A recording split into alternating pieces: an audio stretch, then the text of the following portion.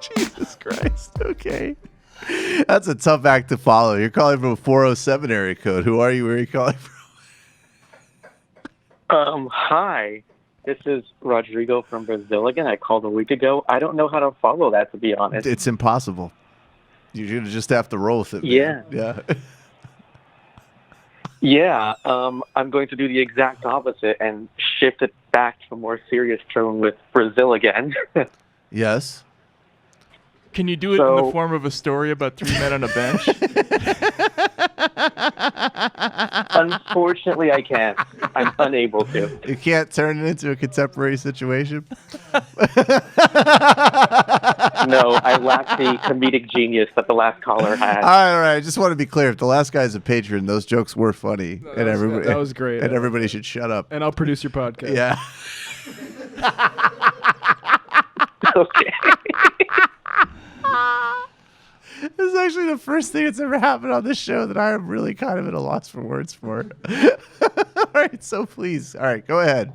Brazil. So 3 Brazilians are sitting on the bench, and one says, I support Lula. And the other, no, okay, go ahead. No, not Lula today. Today's more about Dilma. Okay, Dilma. Yeah, go ahead. Yes. You say sometimes on the show about her concessions and how, Lula conceded to the right as well. Mm-hmm. And just to give people an idea of what those concessions kind of meant, I kind of brought up some examples to demonstrate just how much the Workers' Party moved closer to the center than their original propositions. Okay. So can you in give 2015, like one just yeah, give like just be real tight with it. Yeah.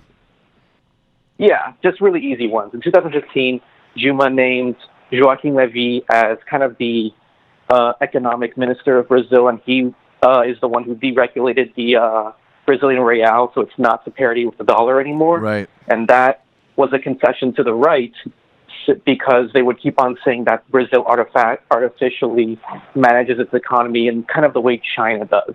And this concession just made Dilma look incompetent as a leader because the people on the ground don't see her as, I'm going to give the neoliberal policy a chance.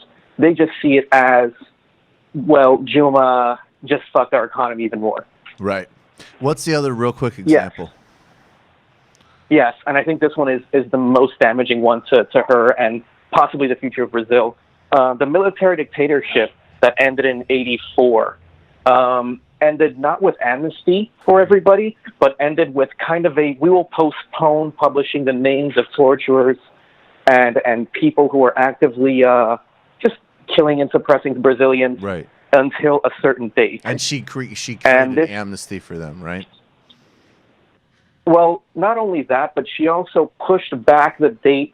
They were going to be given amnesty. Well, they were given amnesty, but then she also made a compromise to still push back the date on the publishing of their names. Got it. So which is incredible, given that she was actually tortured as a guerrilla fighter herself. That's kind of amazing. Exactly. She herself was tortured, and now we have the problem where, the higher echelon of Brazil's military is on Twitter threatening to instigate a military coup if the Congress or the judicial sector doesn't go his way. And this action by Dilma back then in 2012 now seems like it's going to come back in a very harmful way towards Brazil's future. And this is an example of how the left ceding power to the right just ends up making the world a worse place, rather. Definitely. Thanks for the call, man. Appreciate it.